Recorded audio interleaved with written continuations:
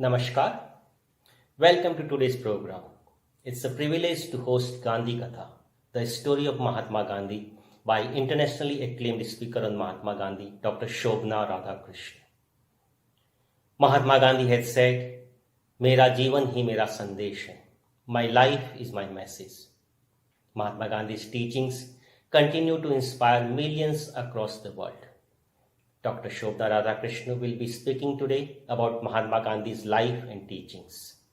I would like to thank Dr. Shobhana Radhakrishna for accepting our request in speaking today. I would also like to convey my heartfelt thanks to His Excellency Minister for Foreign and European Affairs of Malta, Mr. Evaris Bartolo, for honoring us with his special message on the occasion. In the 150th birth anniversary year of Mahatma Gandhi, let us rededicate ourselves to follow the path shown by Mahatma Gandhi. Namaskar.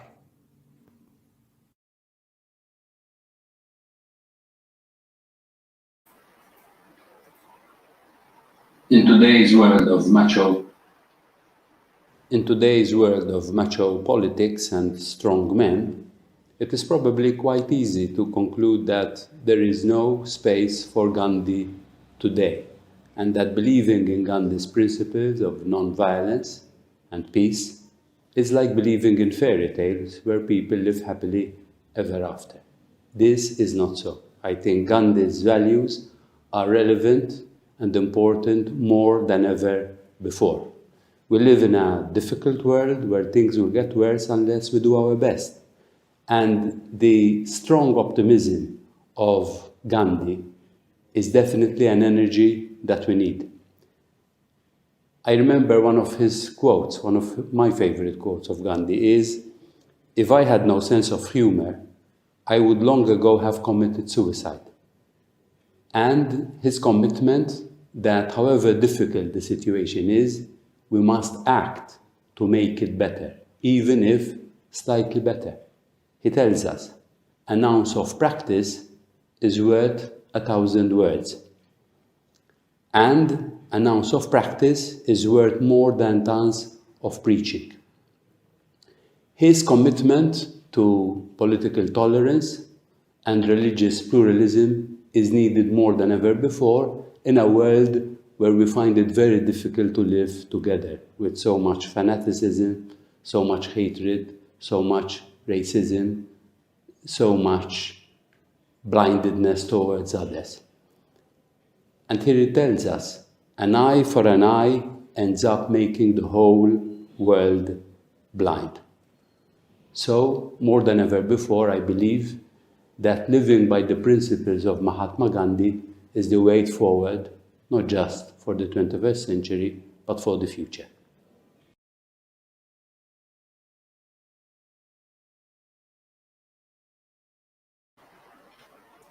Thank you, High Commissioner HE Mr. Rajesh Vaishnavji and HE Mr. Everest Bartolo, Minister for Foreign and European Affairs, Government of Malta, for your kind messages.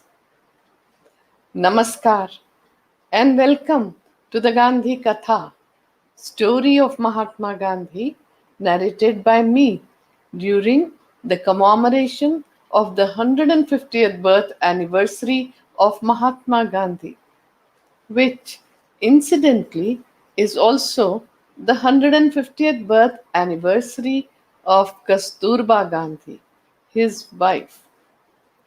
I express my gratitude to the High Commission of India in Malta for hosting the Gandhi Katha amidst these challenging times.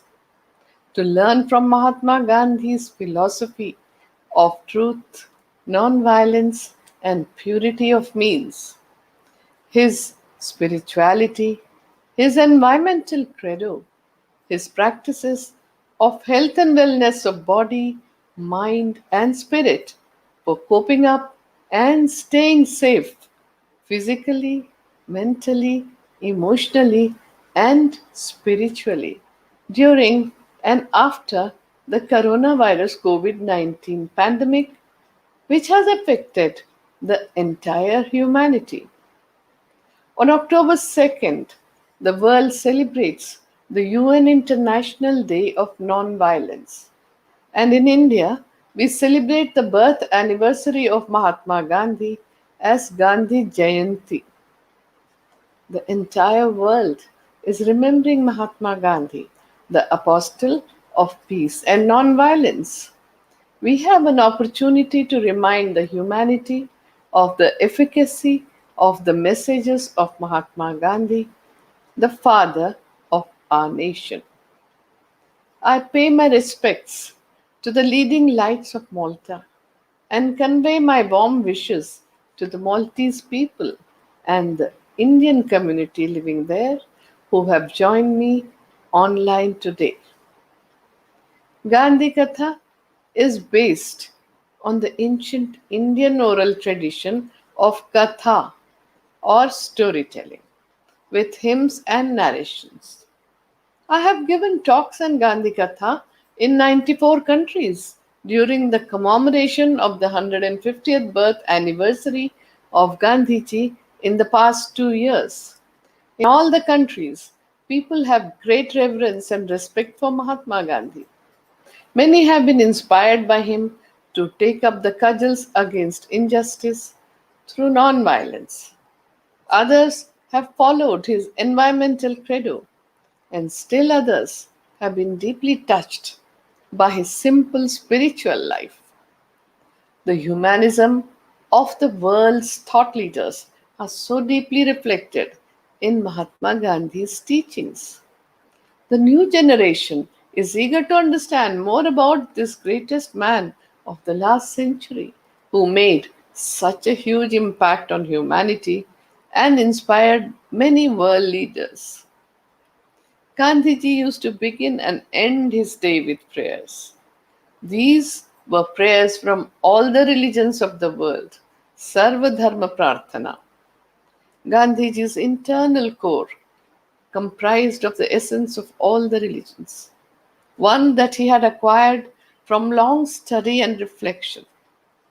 The devotional poetry of the saint poets that he had heard, sung, and absorbed since childhood made up a significant part of the life of his soul.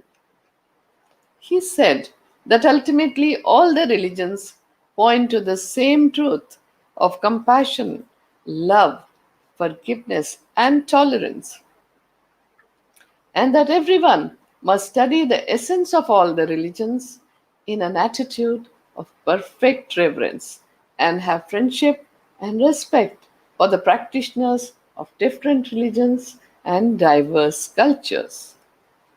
The ancient scripture from India, the Rig Veda, confirms it saying, Ekam Sat Vipra Bahuda Vadanti. There is only one truth or true being, and learned persons call it by many names. These verse is reminding us that there are many paths that lead to God. I will begin Gandhi Katha with the Sanskrit prayer Asato Ma Sadgamaya, which asks God to lead us from untruth to truth, from darkness to light, from death to immortality. This prayer during these challenging times of coronavirus COVID-19 pandemic is for the well-being and safety of everyone and to live in harmony with Mother Nature.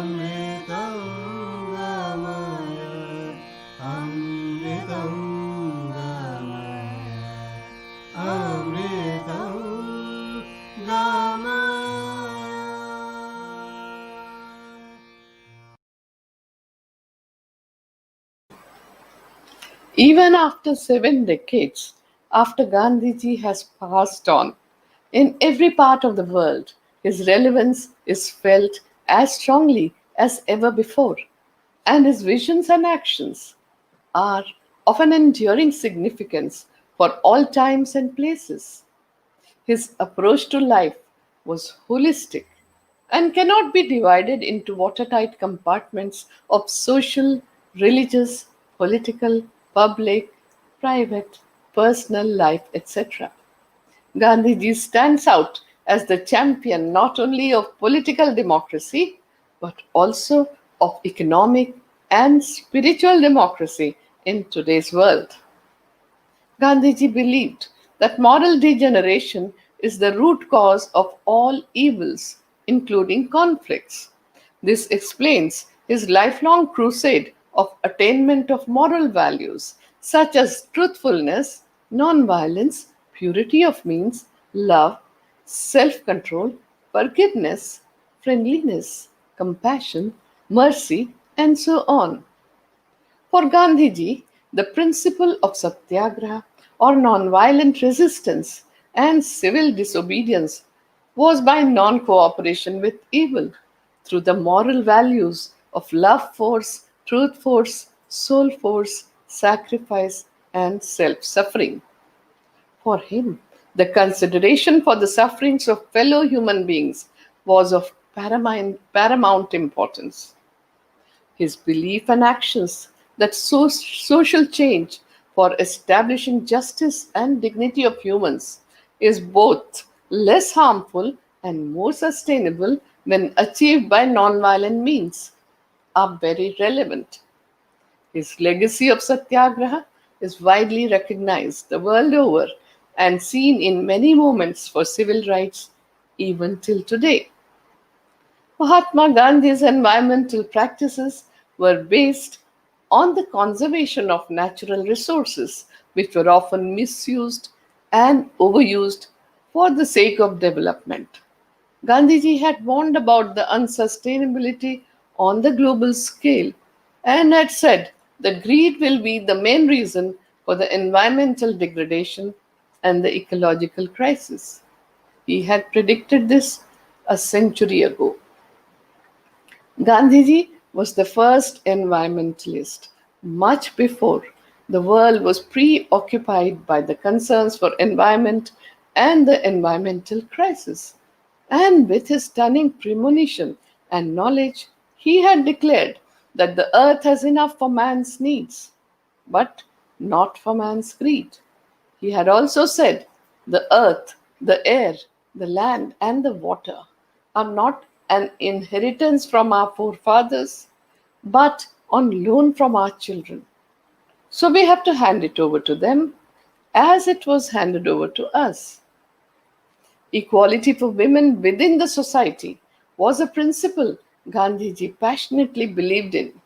His vision of Sarvodaya, the welfare of all, becomes very relevant in the crisis of internally displaced people and migrants.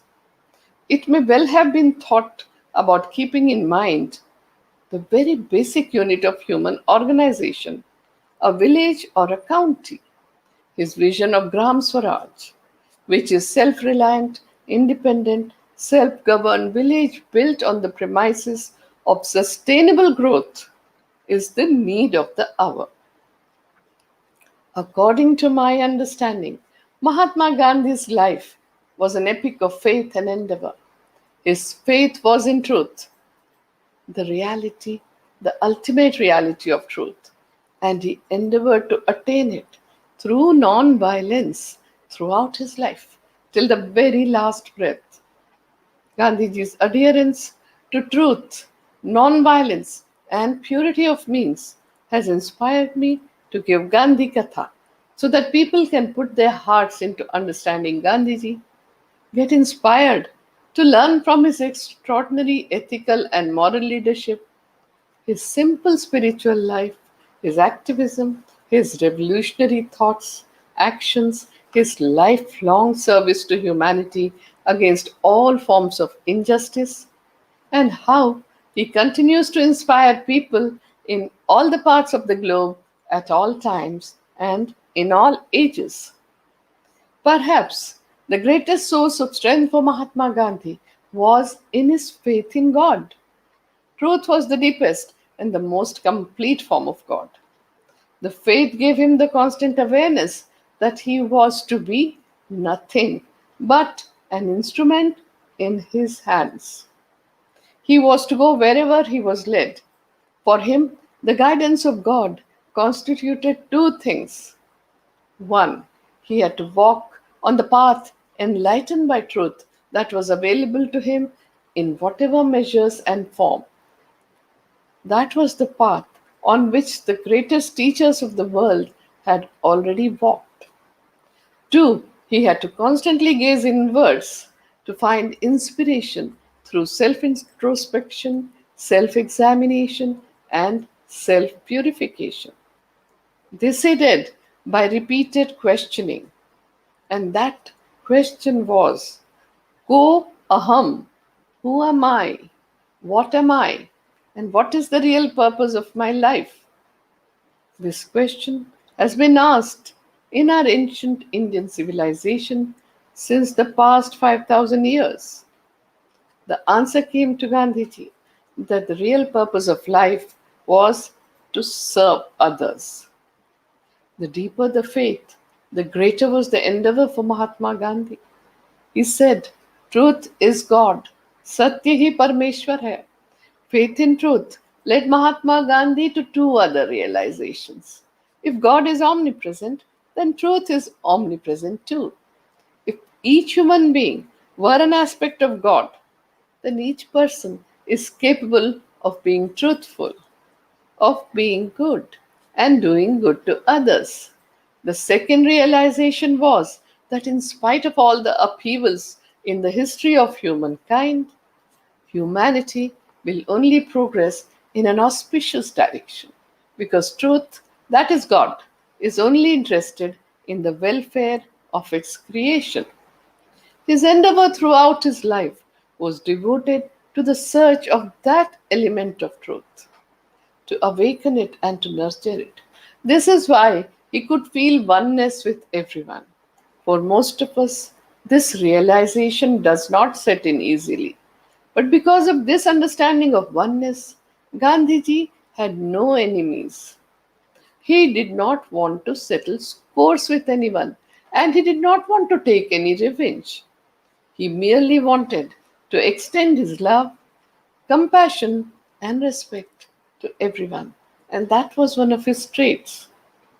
He respected individuals as individuals. And that is another trait that we see in Gandhiji. Another trait is that he used to remain ever positive.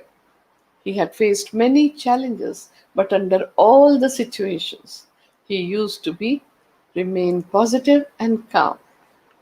Romarola, the famous French writer and pacifist who won the Nobel Prize for Literature, wrote the biography of Mahatma Gandhi in 1924. And through that, the Western world came to know about Mahatma Gandhi. Gandhiji had gone to meet him on his way back from the Second Round Table Conference in London in 1931 and spent 5 days with Romarola in Villeneuve in Switzerland, discussing the crisis of civilization. Romarola wrote, and I quote, "This man is so fragile in appearance, is tireless, and fatigue is a word that does not exist in his vocabulary. He could calmly answer for hours without a muscle of face twitching. His mind proceeds through successive experiments into action, and he follows a straight line, but he never stops." The Gandhi Katha hymn in Hindi, which I'll play now, elaborates on Gandhiji's definition of truth as having harmony between thought, word, and deed.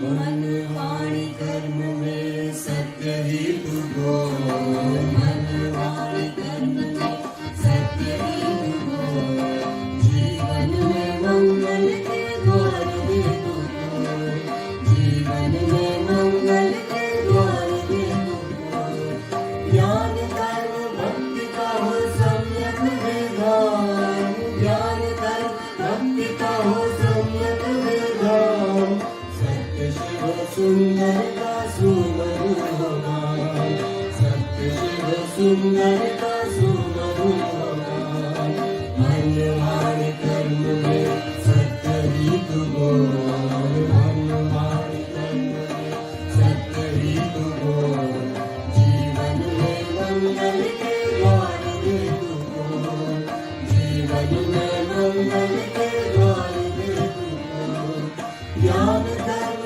भक्ति का हो सम्यक विधान, ज्ञान कर्म भक्ति का हो सम्यक विधान, सत्य शिव सुंदर का सुमधुर गान, सत्य शिव सुंदर का सुमधुर गान। Mahatma Gandhi's philosophy was primarily truth centered. Truth was the first and the foremost principle in Gandhian philosophy. The other two were nonviolence and purity of means. Gandhiji's life was a continuous series of experiments with truth, and that's what he called his autobiography also, My Experiments with Truth. He applied his philosophy to his own life through selfless service and to practical social and political service through his nonviolent civil disobedience campaigns, which he termed as Satyagraha. Satyagraha is his first gift to humanity. For Gandhiji, truth is the relative truth of truthfulness in thought, word, and deed, and the absolute truth, the ultimate reality. The ultimate truth is God and morality, the moral laws and code, its basis. Another aspect that gave him strength was the clarity that he had acquired from years of experiments and reflection on the philosophical content of Satyagraha. He was clear that Satyagraha was based on the principle of Advaita, of non duality. If the same essence of soul encompasses all human beings, it would allow a Satyagrahi to become one with the oppressor. Any failure to touch and reach out to the opponent would be a failure of Satyagrahi and not a shortcoming of the philosophy of Satyagraha. Moreover, with the experience that he had had over the years, he had begun to see love as a very powerful and positive force. The challenge before him was to use this force with effect. The bigger the challenge, the more enthused Gandhiji was by it. He realized that untruth, injustice, oppression, and tyranny last only as long as their victims accept them. The moment one learns to say no to untruth and injustice, their edifice collapses immediately. This was true for the political, the economic, and the social order. Mahatma Gandhi is the greatest apostle of peace the world has seen in the recent past. His notion of peace is focused on tolerance, forgiveness, compassion, oneness, respect, truth force, love force, soul force, self suffering, and sacrifice. Albert Einstein, the greatest scientist of the first half of the 20th century, had called Mahatma Gandhi as the supreme practical leader for change. And listen in to his voice. I believe that Gandhi's views were the most enlightened of all the political men in our time. We should strive to do things in his spirit, not to use violence in fighting for our cause, but by non-participation in anything you believe is evil. Gandhiji was the conscience keeper of humanity. That his ideas will be an inspiration to us both as individuals and as a society is beyond any doubt. He was an epoch maker, one who could sow the seeds for the next generation from the fruits of the previous one. Gandhiji is the most powerful visionary and a practical idealist from the first half of the last century, whose life is a role model for us all. But the effort has to begin from a point where you are standing. That is what made all Mahatma Gandhi's idealist actions practical, and he can be truly called a man of action. But it does not only mean he was very busy. That, of course, he was.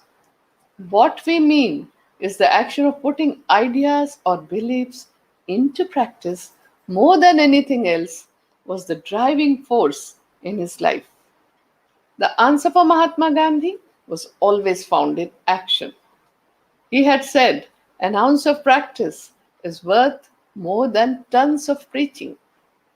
But if you want to understand Gandhiji, you will have to understand him not only with the intellect, but also from the emotional part of you and from acts from his life. Usually, people see him from different perspectives. Some people think of Gandhiji mostly as a political leader, politician, but at the same time, some people think of him as a saint, and there are others who think of Gandhiji as a nation builder. He may be all of these, but I think when we consider Gandhiji, we have to try to find out What is the common stream in all these different aspects of life that you see in his personality? One was the commitment to value, and the second one was efficiency in the kind of work that he did. This is part of his comprehensiveness, and there was a unique mixture of, for example, enthusiasm on one hand and patience on the other. Mahatma Gandhi has made significant and seminal contributions that span across such disciplines such as economics, spirituality, environment, conflict resolution, international peace, civil rights, education, society, politics, and many, many more. At that time, the most harmful and destructive impact on the world was that of imperialism, violence, war, materialism, and the greed for controlling the world. Mahatma Gandhi advised to shun these seven social sins in his speech on October 22, 1925. Politics without principle, wealth without work, commerce without ethics, knowledge without character, pleasure without conscience, science without morality, worship without sacrifice. In my opinion, Mahatma Gandhi's life left the most powerful and strong imprint on the humanity of the world. He had said, "My life is my message." John Haynes Holmes was a pacifist anti war activist and the founder of American Civil Liberties Union. He had met Gandhiji in London in 1931 and later on in Delhi in 1947. He found Mahatma Gandhi's presence, those bright eyes shining through his spectacles, his voice so clear and yet so gentle, his whole presence so simple and yet so strong. He said, and I quote, "I believe that he is unquestionably the greatest man living in the world today. When I think of Gandhi, I think of Jesus Christ." I will play the Gandhi Katha dhun or hymn in Hindi about Gandhiji's philosophy of truth, non-violence, purity of means that combine together to form लागी रे लगन लागी रे लगन सत्य अहिंसा में मन मेरा मगन सत्य अहिंसा में मन मेरा मगन लागी रे लगन लागी रे लगन सत्य अहिंसा में मन मेरा मगन सत्य अहिंसा में मन मेरा मगन अहिंसा से सत्याग्रह सीखा सत्य अहिंसा से सत्याग्रह सीखा सर्व प्रकार के भय का मोचन सर्व प्रकार के भय का मोचन सत्य अहिंसा में मन मेरा मगन लागी लगन लागी लगन सत्य अहिंसा में मन मेरा मगन सत्य अहिंसा में मन मेरा मगन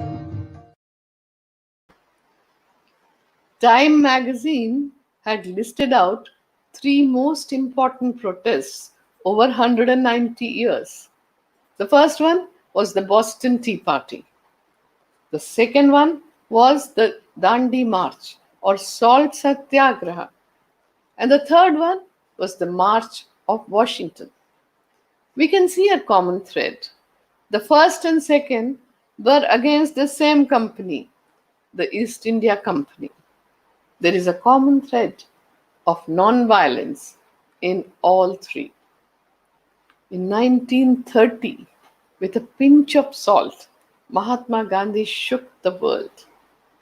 He started out on 12th March from his Sabarmati ashram in Ahmedabad in Gujarat for Dandi seashore with 79 fellow marchers, walked for 24 days, walking 10 miles a day, stopped at 48 villages, gave speeches morning and evening to mobilize people to participate in the salt satyagraha, and covered 241 miles till he reached Dandi seashore on 5th April. In the early hours of the morning on 6th April, when he bent down and picked up a fistful of muddy lump of earth with salt, 100,000 people joined him towards the end of the salt satyagraha, 300,000 people broke the salt law all over India. 1,362 newspapers covered the news worldwide. William Lawrence Shearer, the American journalist, was present during the salt satyagraha, and his graphic reporting brought the incidents to the notice of the world. And the world woke up to the brutality of the British government and the power of non-violence and satyagraha led by Mahatma Gandhi. So he remains as the most powerful global brand ambassador of non-violence, a youth icon for opposing injustice of all kinds, an apostle of peace and non-violence, a man whose values can make the world a better place today. Gandhiji spent the 18 formative years in India, where the seeds of his spirituality were sown. The 3 years that he spent in London to study law gave him an opportunity to meet reformers and thinkers of that time. And he read a lot. And he read about the works of the greatest poets and philosophers of the world, and his vision expanded. He became a barrister in London and also learned about citizenship. He spent 20 years in South Africa as a political leader and social organizer. In 1904, in South Africa, after reading John Ruskin's book, Unto This Last, Barrister Mohandas Gandhi transformed his life overnight and started leading a community life of voluntary poverty, self-control, bread labor, and Sarvodaya, welfare of all. He established 4 ashrams in his lifetime, 2 in South Africa called Phoenix Settlement in 1904 and Tolstoy Farm in 1910, and 2 ashrams in India, Sabarmati Ashram in Ahmedabad in Gujarat in 1917 and the Sevagram Ashram in Wardha in Maharashtra in 1936, where Kasturba Gandhi, Mahatma Gandhi, along with the ashram community, lived in poverty like the common villagers of India. His ashrams were his ideals of a non-violent face-to-face society for Sarvodaya, the welfare of all, for Swavalamban, self-reliance, for Swachhata, cleanliness, and Seva, service of humanity, and carrying out constructive programs for realizing his vision of village republic or Gram Swaraj. Gandhiji's ashrams had a mingling of political and spiritual aims. It was a practical laboratory for transforming ordinary men and women into extraordinary seekers and satyagrahis, for offering the highest sacrifice in the freedom struggle on one hand, and to get involved in constructive programs to serve the poorest of the poor by establishing their self-respect and dignity. Constructive programs were his second gift to humanity. I am happy to inform you that I was born in Gandhiji's last ashram in Sevagram. My father was inspired by Gandhiji since his childhood and joined the non-violent freedom struggle and lived in the Sevagram ashram. Even after Gandhiji passed on in 1948, my parents and all of us have continued to walk on the path Gandhiji has shown not only to our family but to humanity. The life and thoughts of Mahatma Gandhi are intertwined and inseparable. His politics was imbued with his spiritual experiments, and his spirituality was tempered by his vision of a non-violent society, and his constructive program was integral to his politics. The unique practices of Mahatma Gandhi, his control of palate, his fasts, his spinning, his silence, and his prayers, gave him the internal strength, and they were as much a part of his politics as of spiritual life. These practices and experiments were sustained and nurtured by the ashram community. The ashram community, through its own practices, affirmed, modified, and validated Mahatma Gandhi's ideals and practices and continues to do so even till today. This shows the relevance of his practices. Gandhiji carried out his experiments in health and wellness through nature cure, diet control, fasting, hydrotherapy, sunbath, mud packs, and observing silence for one whole day in the ashrams. Our friend and the British Quaker, Sir Horace Alexander, stayed in both the ashrams in India with Gandhiji. He noticed that the bell used to ring 56 times during the day in the ashrams. He said, and I quote, Gandhi had wonderful courtesy and punctuality. I was to learn quickly that he was the slave of watch. He had more to do in every 24 hours than almost any other man. So he had learned how to pack the most into every minute. Yet, he never gave the impression of being hurried and impatient. So Gandhiji is the role model of punctuality, promptness, and discipline, and we can learn from him. He has given 3 gifts to humanity. The first one is Satyagraha, about which a lot of people know many things but not everything. The second is constructive programs, about which few people know. And the third gift is Ekadasha Vrata, or the 11 observances, about which no one knows really, which were a set of rules for the ashram inmates introduced by Gandhiji for spiritual progress and voluntary self-control. The principle behind these rules is to do unto others what you want others to do unto you. Any rule that is followed for a lifetime becomes an observance. As you all know, observances or vrata give internal strength to those who observe them.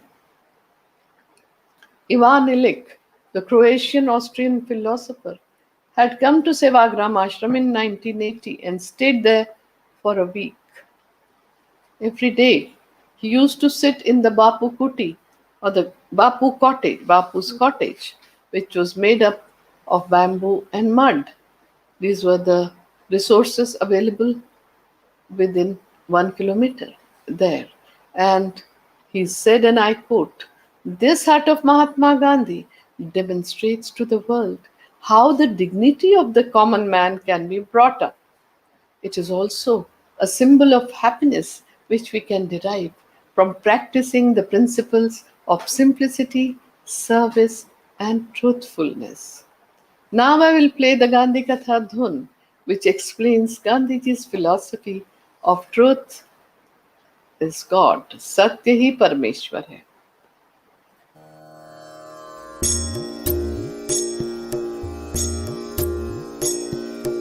आँखें पवित्र राख सत्य ही तू बोल, आँखें पवित्र राख सत्य ही तू बोल, ईश्वर साक्षात होंगे अंतर टटोल, ईश्वर साक्षात होंगे अंतर टटोल, सत्य ही है परमेश्वर बापू का बोल, सत्य ही है परमेश्वर बापू का बोल। उसी परमेश्वर की नित्य कर तू शोध, उसी परमेश्वर की नित्य कर तू शोध। आंखें पवित्र राख सत्य ही तू बोल, आंखें पवित्र राख सत्य ही तू बोल। ईश्वर साक्षात होंगे अंतर टटोल, ईश्वर साक्षात होंगे अंतर टटोल, ईश्वर साक्षात होंगे अंतर टटोल। Though Gandhiji's role and contribution to the political arena are well known, what is less known is his contribution towards health and wellness.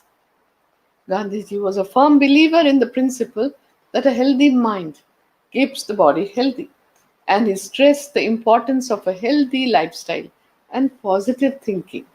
His interest in health, hygiene, nutrition, and diseases was as great as his interest in politics.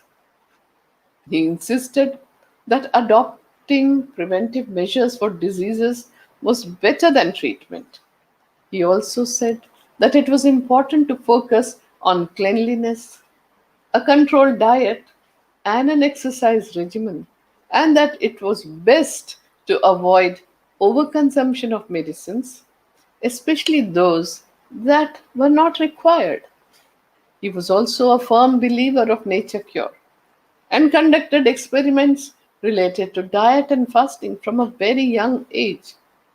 He always believed that it was important to understand what caused diseases and then remove that very cause, rather than falling ill again and again and then attempting to treat it with excessive medication. Gandhiji was essentially a man of science. He approached problems in a scientific manner. Mahatma Gandhi's message to the world on the vital question of health and well being is very important. To him, the study of this question was part of the service to God and His creation, which was his mission. Knowing to care summed up his life. His message is simple and easy to follow. It encouraged everyone to respect simplicity, voluntary self control, reduce the wants, follow the tradition, cultural practices, the values, follow in the environmental credo, and treat oneself through nature cure for living in harmony with nature.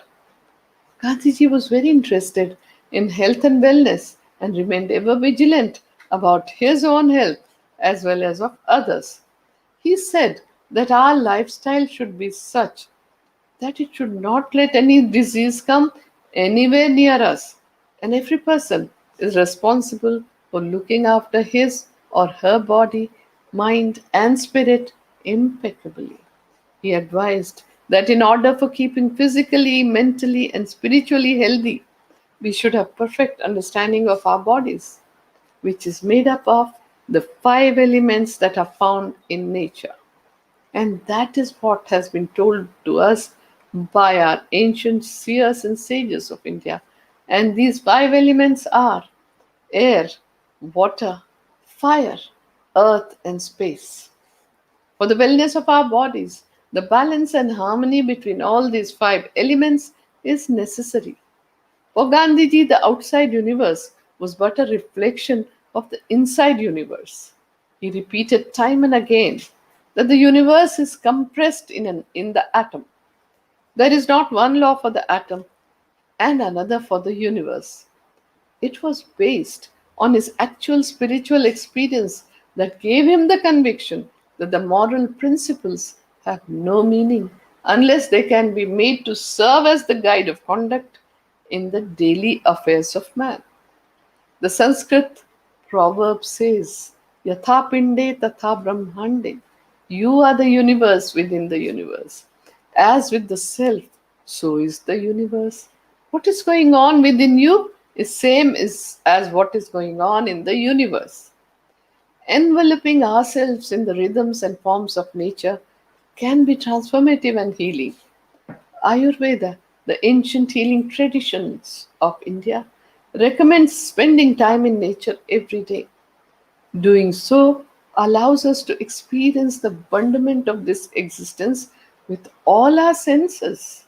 Nature allows us to shift our attention beyond the domain of our ego and to recognize that we are inextricably connected to the universe. From the mind body perspective, Gandhiji's standpoint was that health is an optimal integration of body, mind, spirit, soul, and environment. Environment is our extended body. There is a nice Vedic expression from the ancient tradition of India which says, as is the atom, so is the universe. As is the microcosm, so is the macrocosm. As is the universal body, so is the cosmic body. As is the universal mind, so is the cosmic mind. Yoga and meditation integrates all components of health, and Gandhiji was a strong believer in nature cure, Ayurveda, and practiced Ashtanga Yoga as well. His experiments with nature cure were always on himself. He also advised his friends and followers to follow these remedies and treated and cured 30,000 patients through nature cure. Dr. Sherwood Eddy was a leading American Protestant missionary, a prolific writer and an educator, and visited Gandhiji in the Sabarmati ashram in 1929. He wrote that Gandhi's bodily presence is like that of Apostle Paul or Socrates. He impressed us the most childlike, the most transparent, the most lovable of man. His whole character is centered in his unique passion in truth and reality. Very few people know that as a couple, Gandhiji and Kasturba Gandhi contributed immensely 123 years ago to public health emergencies, treating patients as frontline workers in the service of humanity. During the Second Anglo-Boer War from 1899 to 1902, and in the Zulu uprising of 1906 in South Africa, he served as a stretcher bearer by establishing the Natal Indian Ambulance Corps along with 300 free Indians and 800 Indian indentured labor. In the bubonic plague outbreak in Johannesburg in 1904, he and his wife Kasturba Gandhi rushed to help the Indian indentured labor by quarantining the patients in an empty godown, which they had scrubbed and sanitized thoroughly, and treated some of them through nature cure. Gandhiji and Kasturba Gandhi returned to India in 1915, and in 1918 there was a worldwide outbreak of the Spanish influenza pandemic. Gandhiji opened up his Sabarmati ashram as a quarantine center and treated and served patients through nature cure, provided simple vegetarian diet to boost immunity and maintain physical distancing. Gandhiji and Kasturba Gandhi took care of the families of the patients, looked after their physical, mental, and spiritual needs, gave them correct information, and helped them to remain positive through prayers, meditation, and chanting, and taking care of each other during the time of the Spanish influenza pandemic. Gandhiji had said on 10th November 1918 that our ancestors could build such tough bodies in the past, but today we are reduced to a state of miserable weakness and are easily infected by noxious germs moving about in the air. There is one and only one really effective way by which we can save ourselves from them even in our present broken state of health. That way is the way of self restraint, Sanyam, and of imposing a limit on our acts, wants, and desires. From 1906 onwards, he had been writing articles on Guide to Diet in his Indian Opinion newspaper in South Africa, which people really liked it. And in August 1942, Gandhiji wrote the book Key to Health, in which he wrote that anyone who observes the rules of health mentioned in this book will find that he has got in it a real key to unlock the gates leading him to health. He will not need to knock at the doors of doctors and vaidyas or the traditional health practitioners from day to day. Today, the world is facing three kinds of crises globally. First is the COVID 19 pandemic. Second is the serious and long drawn financial crisis.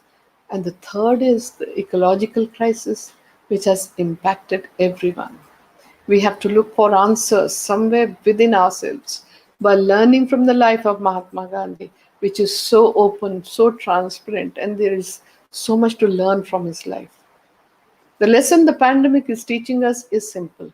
When one member of the family falls sick, the entire family is affected, and soon the community is affected. The nation is affected, and then other communities in other nations in this globalized world. The well being of one individual has an impact on people on the other side of the globe. This is true of every action of ours.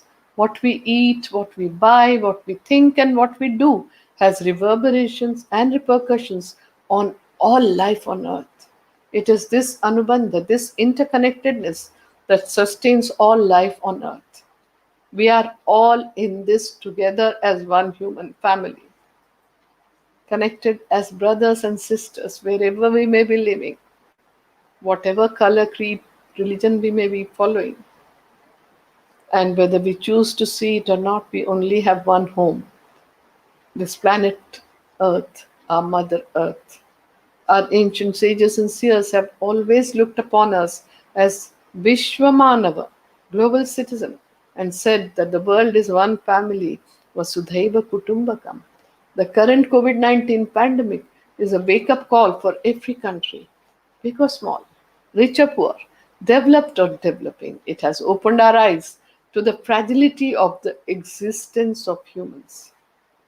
We will have to learn with COVID 19 now and in the future as well. Instead of reinventing a new lifestyle, we just have to get inspired from the life of Mahatma Gandhi to make the necessary changes in thought, action, and conduct for coping up physically, mentally, spiritually. And this is the future that the coronavirus COVID 19 pandemic is pointing out to us if we observe carefully. Many lessons are very clear, and some are still unknown, surrounding us in uncertainty. This uncertainty is causing mental stress, anxiety, existential crisis, fear of extinction and death, and the mass psychology of living in depression and grief is pointing out to us this fact in the current pandemic. We are collectively grieving for the loss of our known lifestyle. But if we still return to the normal standard of finding happiness by chasing after money, power, position, lifelong consumerism, then COVID 19 has given the wake up call. This kind of lifestyle of empty consumerism and mass distractions have only increased the difference between the rich and the poor, created the huge carbon footprint, increased the misery of the invisible poor masses, and brought in so much calamity. When a crisis makes you feel stressed, meditation, prayer, chanting relieves the stress response.